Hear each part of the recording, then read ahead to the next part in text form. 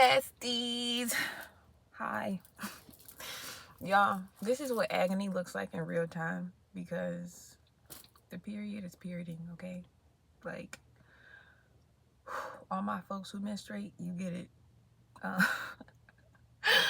like, I've been trying to find the strength to get up and do this video because I wanted to do it yesterday, but I got hit with that 1-2 combo yesterday. So, yeah, I slept mostly yesterday and today as well. Yeah, but something that's been swirling around in my head for the last couple of days that I wanted to get on here and talk about was or is being the middle child, because I don't see a lot of conversation about it. I don't see a lot of discourse about it. I see a lot of talk about eldest daughter this and eldest daughter carries the weight of the world and la-di-da. You know, that's probably true for a lot of eldest daughters out here in the world. And everybody knows that the youngest just gets all the love. Everybody love the youngest kid. Though I feel like there is probably a lot of pressure on the youngest kids, you know, in a family dynamic just to be or to become something. But there's just not a lot of talk about the middle kid and what that's like. So I want to talk about it. And what I have heard people say is just like, oh, you got that middle child syndrome, and just like kind of laugh it off. And like, I do recall like looking that up like once, because I'm just like, okay, well, what is that? Because if it, to me, it felt dismissive, because it's just like, yeah, you laughing, but like being the middle kid, it's kind of not a joke. Like, kind of not a joke at all.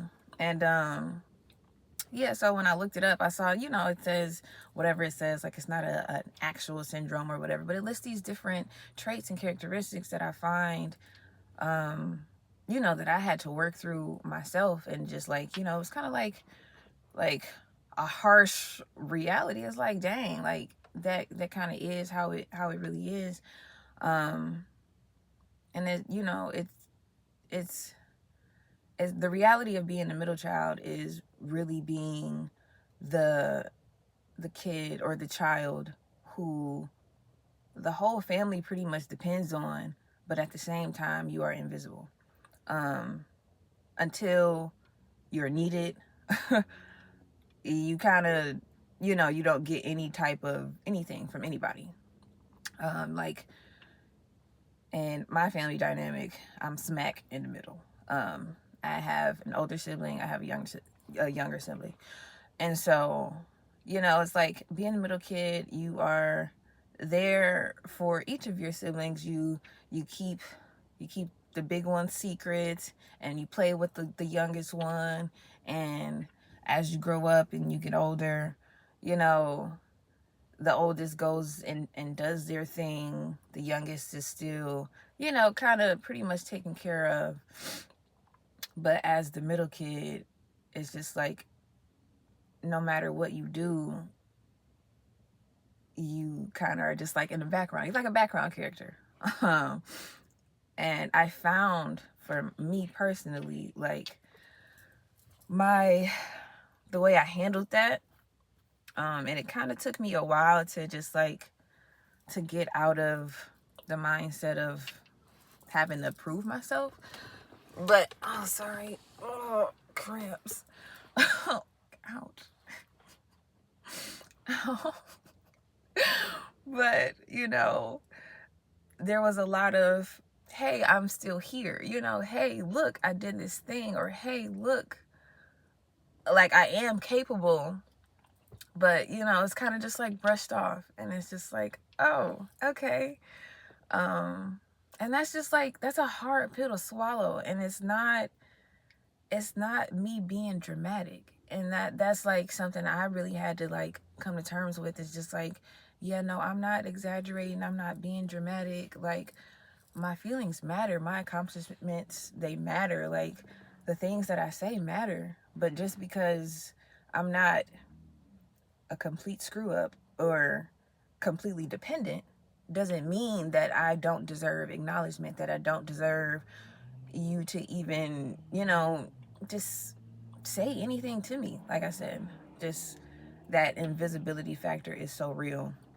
And I just want to know if, like, any other middle kids, like, y'all out here, we could start a group chat.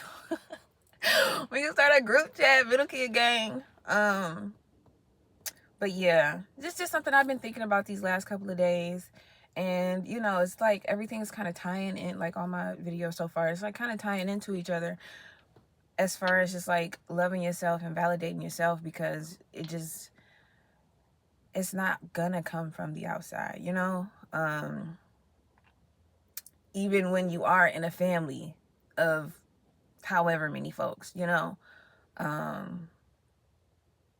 being the middle kid it's not for the weak. And people might think that. People might think, oh, you're just so sensitive. I can't stand folks like that. Like, so if you one of them folks, please. But middle kids, please know that you are seen, you are so loved, and you are so appreciated. And they need you, okay? The family needs you. You are literally the one that holds everything together. Like, big sister, oldest daughter, she might have whatever pressures on her for being the oldest, but middle kid, yeah, I see you, okay? Like, you are so seen, you are so loved, and only children, we send y'all hugs, because I just can't even imagine what that's like. I can't even imagine what that's like. Like, it's, yeah. But middle kids, you know, you have to play like therapist for your parents. You got to play therapist for your siblings. But, you know, nobody's ever really there for you. So if you're a middle kid and you feel any of what I said, you know, drop me a fist. You feel me? So we can, you know, we stand together, y'all. But I think that's really it. My brain is just like braining, because y'all, it took everything in me to even get up and come do this. So I'm about to go, you see, I'm all bundled up in my blanket. And yes, that's Sokka, because I love Avatar: The Last Airbender. So I'm probably about to go bundle myself back up in the house, put on Avatar because it's my comfort show. And yeah, if you're a middle kid, know that I see you, I love you, and you are strong, okay? And we got this, all right? I'll talk to y'all later.